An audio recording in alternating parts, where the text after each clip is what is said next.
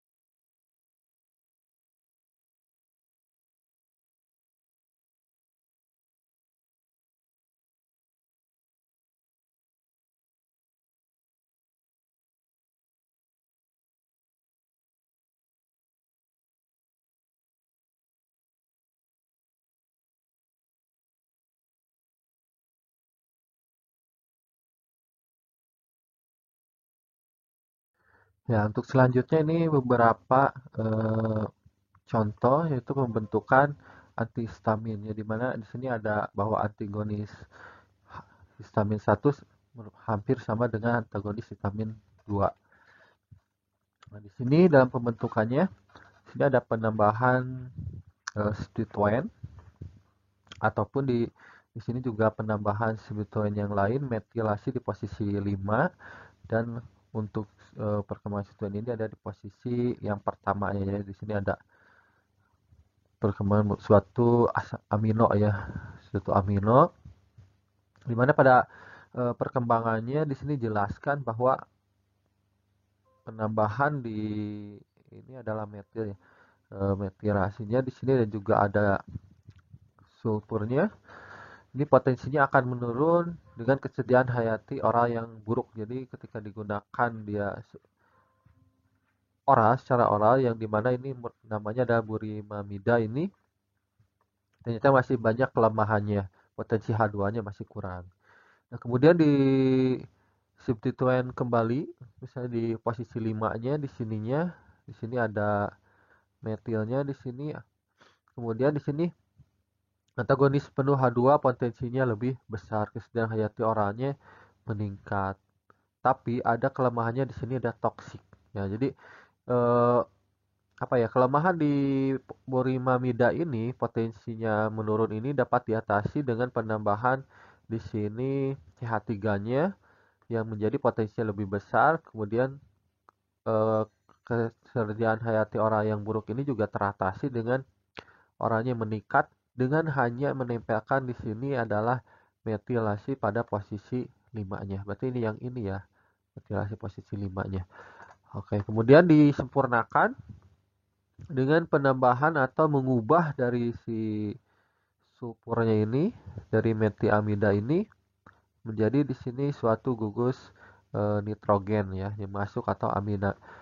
Maka disebutlah suatu nama ini juga banyak digunakan cimetidin. Dengan antagonis penuh H2 potensi yang besar, ketersediaan hayati oralnya meningkat dan toksiknya menurun. Ini adalah ideal dalam suatu pembentukan obat. Dengan hal ini adalah khususnya di antihistamin. Jadi apa ya, mencarinya dari awal pembentukan, kemudian di sini antagonisnya masih lemah, kemudian dibentuk lagi antagonisnya masih lemah juga, kemudian dibentuk lagi atau ditambahkan disituan kembali, ternyata potensinya besar tapi masih ada toksik, kemudian dikembangkan lagi, disituan lagi, maka jadilah suatu antihistamin yang benar-benar sesuai dengan keinginan. Artinya aktivitasnya tinggi, toksiknya lebih rendah, metabolismenya kuat atau dapat dicepat di metabolisme.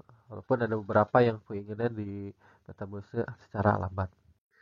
Oke, cimetidin jadilah suatu obat yang namanya cimetidin. Ini mengurangi metabolisme obat-obat yang dibiotransformasi oleh enzim citrokrom P450. Oke, ini adalah turunan-turunannya. Kemudian ini yang terkenal kita ketahui ya, antasida mengurangi absorpsi pemberian jam sebelum atau sesudah makan ya. Kemudian persediaan hayati oral tinggi ini karena mudah sekali diabsorpsinya. Oke, tapi di sini ada efek sampingnya, anti androgenik lemah, ginekomastia, pemberian 1 bulan atau lebih. Ini jika digunakan cukup lama ya dalam panjang memakai cimetidin. Kemudian ada pamotidin. Di sini jelaskan bahwa si pamotidin ini gugus utamanya inhibitor kompetitif reseptor histamin H2 dan menghambat sekresi gastrik ya. Penggunaan tukak denitum, tukak gastrik ringan, hipersekresi patologi dan nyeri ulu hati.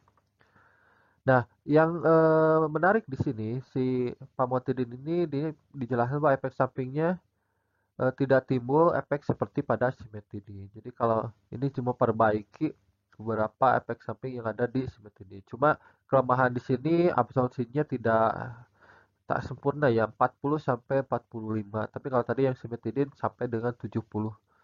Artinya apa? Dia cepat diabsorpsi di lambung. Kemudian yang selanjutnya ada ranitidin. seperti cimetidin tapi dia lebih lemah, sediaannya garam HCl dan bismutit citrat. Nah, kemudian untuk yang selanjutnya masih di antagonis H2, di sini dijelaskan bahwa ini inhibitor pompa proton. Jadi ini adalah mekanisme kerja secara umumnya seperti ini ya. Nanti penjelasan lebih lanjutnya bisa ditanyakan di bidang farmakologi ya. Oke, yang pertama omeprazol.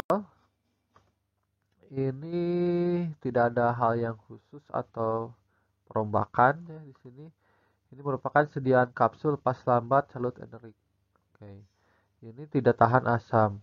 Dan silakan ini ada kelemahan tidak tahan asam, makanya dibentuknya di sini dalam oleh sediaan kapsul.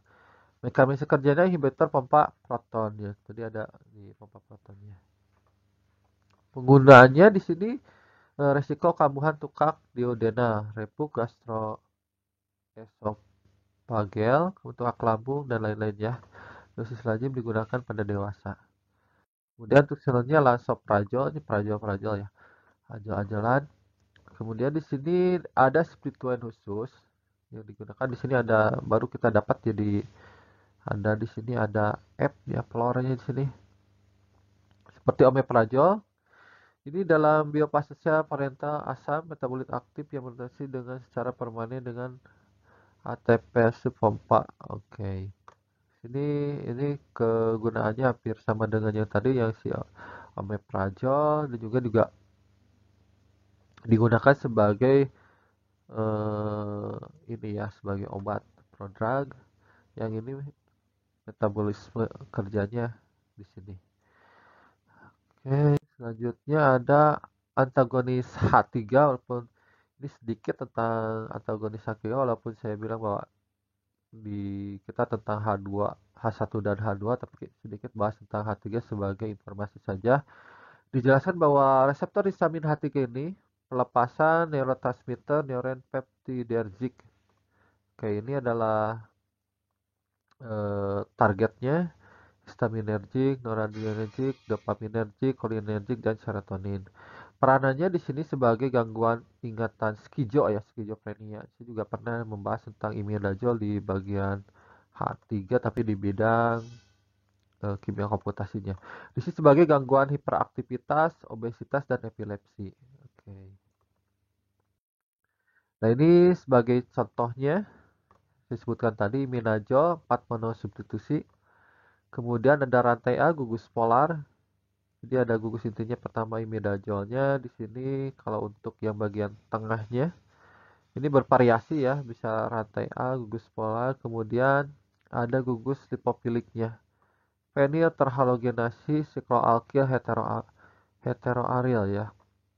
Ini salah satu contohnya tioperamida. Ini imidazolnya ya. Kemudian gugus polarnya,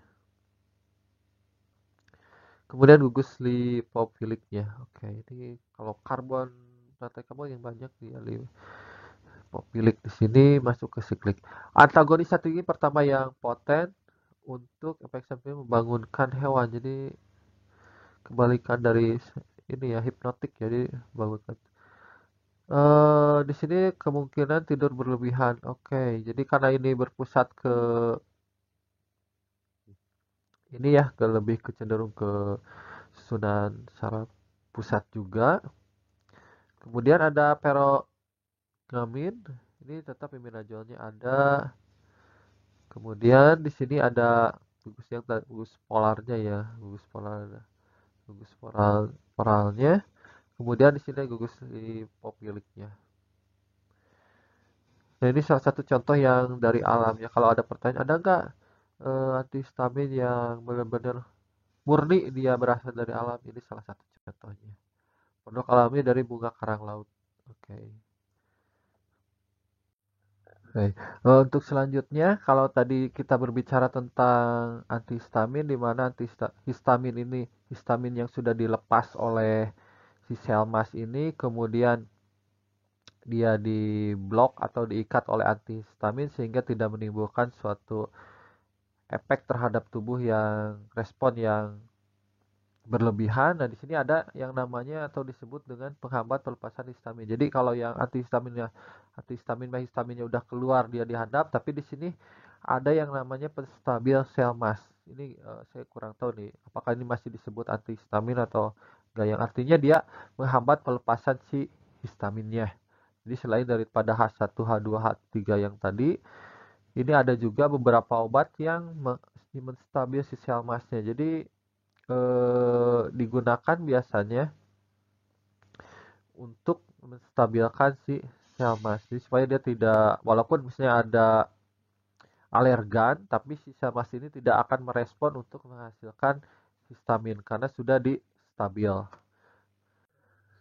Nah, yang pertama ada natrium kromolin. Di sini suatu sediaan yang masuk tadi untuk menstabilkan si sel mas. Di sini digunakannya atau penggunaannya secara nebulizer atau aerosol ya. Dia langsung secara inhaler. Ini digunakan untuk profilaksi asma bronkial. Ini bronkiolitis karena latihan fisik, jadi itu kondisi yang digunakannya. Dan digunakan juga untuk ringitis alergi. Oke, natrium edokromil juga ada, digunakan untuk asam bronkial ringan sampai dengan sedang. Nah, tapi ini agak susah digunakan untuk pasien asma lansia dan asma intristik, lebih aktif sebagai penstabil sel mas mukosa. Nah, mungkin itu yang dapat dijelaskan tentang antihistamin. Tadi antihistamin itu ada 3, histamin H1, kemudian H2, dan ada juga antihistamin H3. Berbagai macam antihistamin dalam perkembangannya di substituen sampai dengan dia mempunyai suatu efek. Yang pertama yaitu dengan efek antihistaminnya, kemudian untuk yang kedua dia kerjanya bisa lama ataupun bisa secara cepat. Kemudian selain daripada itu tadi ada efek sampingnya, apakah ini efek sampingnya masih bisa berguna, misalnya tadi ada sedatif, kemudian ada hipnotik. Ini supaya menenangkan pasien juga, berarti bahwa antihistaminnya yang dipakai adalah misalnya yang ini, yang A misalnya. Kemudian tapi satu lagi, efek sedatif dan hipnotik ini malah mengganggu metabolisme dari si pasiennya, maka tidak boleh digunakan yang punya efek samping hipnotik dan sedatif. Kemudian juga selain daripada itu, tadi ada sedikit membahas tentang antihistamin H3 yang lebih ke susunan saraf pusat atau skizo ya. Tadi salah satu contohnya ada imidazol, dan untuk yang terakhir ada yang merupakan untuk suatu komponen atau senyawa-senyawa yang penstabil sel masnya. Jadi pemicu atau yang menghasilkan histaminnya yang distabilkan, bukan dari mengikat atau memblok si antihistaminnya sehingga dia tidak mempunyai respon yang tidak baik terhadap tubuh. Mungkin itu yang bisa saya sampaikan tentang antihistamin. Kemudian satu informasi tentang praktikum ya. Jadi untuk praktikum ini sendiri kita sudah mengusahakan supaya bisa luring dengan untuk kimia farmasi ini, yaitu ini ya, analisis kualitatif di berbagai macam obat-obatan. Demikian yang bisa saya sampaikan. Terima kasih. Wassalamualaikum warahmatullahi wabarakatuh.